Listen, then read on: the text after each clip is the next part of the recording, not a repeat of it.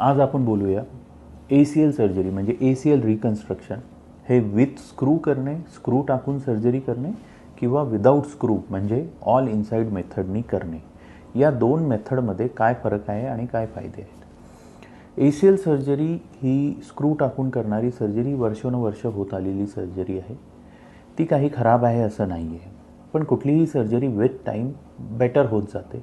तर without screw करणे हे एक थोडं बेटर व्हर्जन आहे ACL रिकन्स्ट्रक्शनचं.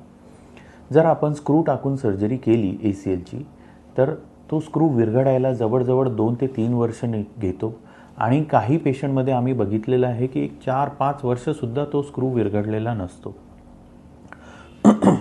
ACL सर्जरी जर आपण विदाऊट स्क्रू केली म्हणजे ऑल इनसाइड मेथडनी केली तर जी बोन ग्रोथ व्हायची आहे ती 5 ते 6 महिन्यात कंप्लीट होऊन जाते. म्हणजे कंप्लीट रिकव्हरी जी आहे ती 5 ते 6 महिन्यात आपली झालेली असते.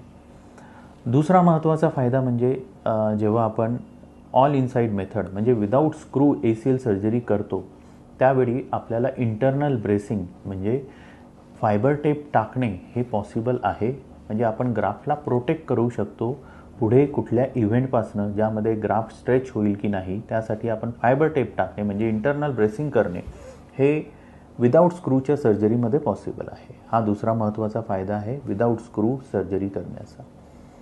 तिसरा महत्त्वाचा फायदा म्हणजे जेव्हा आपण विथ स्क्रू ACL रिकन्स्ट्रक्शन करतो त्यावेळी आपल्याला जर आपण सेमी टेंडनस म्हणजे हॅमस्ट्रिंगचा ग्राफ्ट वापरला तर आपल्याला 2 टेंडॉन काढावे लागतात.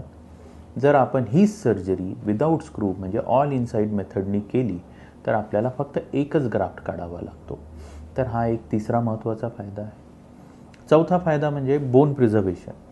जेव्हा आपण विथ स्क्रू ही सर्जरी करतो आहे तेव्हा बाहेरून आतमध्ये कंप्लीट आपण बोन काढतो.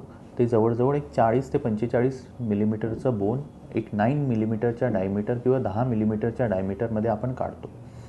ही सर्जरी जर आपण ऑल इनसाइड मेथडनी केली तर आतमधल्या आतमध्येच आपण बोन काढतो. त्याची जी डेप्थ असते ती 20 मिलीमीटरपर्यंत असते. तर बोन प्रिझर्वेशन हा चौथा महत्त्वाचा फायदा आहे.